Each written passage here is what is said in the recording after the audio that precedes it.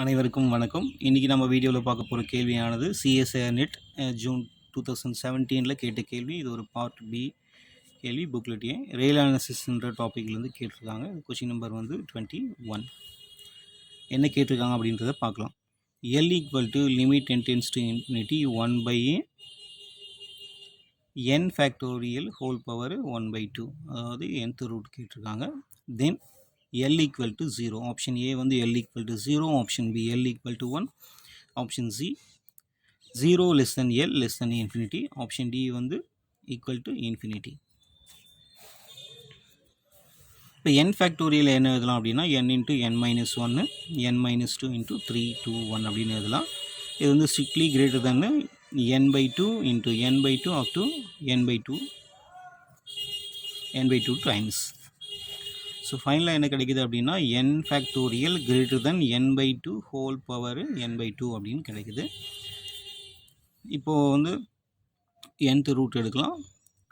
இப்போ n factorial whole power 1/n greater than n/2 whole power 1/2 அப்படின்னு கிடைக்கும். லிமிட்டை வந்து அப்ளை பண்ணலாம். லிமிட் வந்து n டென்ஸ் டு இன்ஃபினிட்டின்னு அப்ளை பண்ணும்போது ரைட் ஹேண்ட் சைடு வந்து என்னுடைய வேல்யூ இன்ஃபினிட்டின்னு கொடுக்கும்போது டோட்டலாக வந்து இன்ஃபினிட்டின்னு கிடைக்குது. ஸோ ஃபைனலாக என்ன கிடைக்குது அப்படின்னா limit n tends to infinity nth root of n factorial greater than infinity.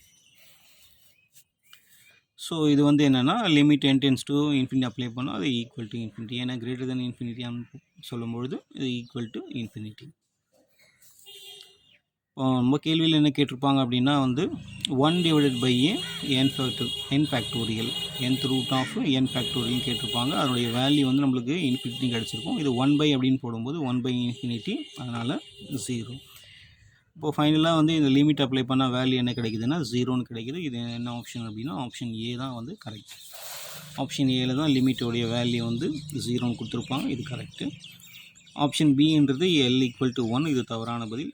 Option C வந்து லிமிட் ஆனது வந்து 0 டு லெஸ் தென் இன்ஃபினிட்டின்னு சொல்லியிருப்பாங்க.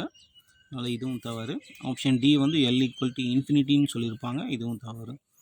ஸோ இதுக்கான கரெக்டான ஆன்சர் வந்து ஆப்ஷன் வந்து L ஈக்குவல் டு 0. தேங்க்யூ.